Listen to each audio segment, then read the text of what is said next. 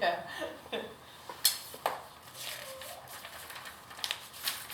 Dit gedicht heet Lichtpuntje en gaat over het schrijfproces.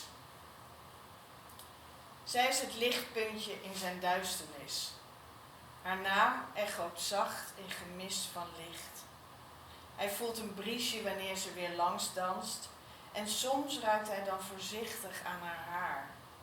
Een streepje licht hoog boven zijn hoofd duidt de dagen. Hij houdt de tijd vast met krassen in de muur.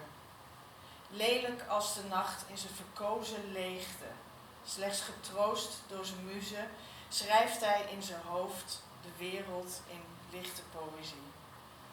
En dit heb ik geschreven naar aanleiding van iemand die het hele creatieve proces als iets heel vreselijks ervoor.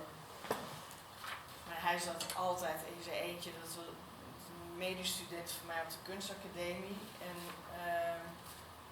hij zag het aan de ene kant als de enige manier om de wereld aan te kunnen.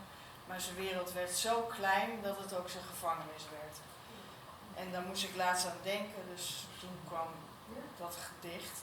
Deze staat in mijn bundel en gaat ook over het schrijfproces, maar dan mijn schrijfproces.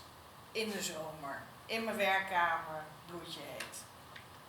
Zout prikt in gretig lezende ogen.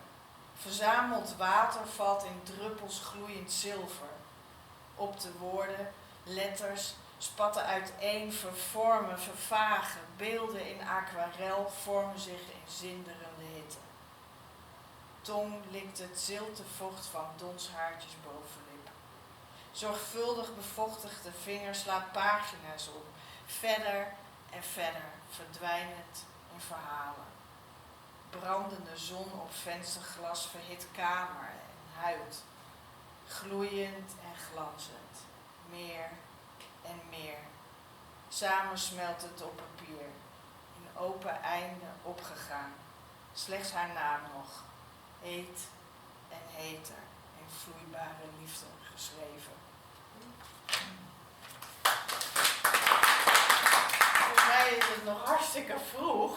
Ik wil nog een feestje maken. Het is 8:30.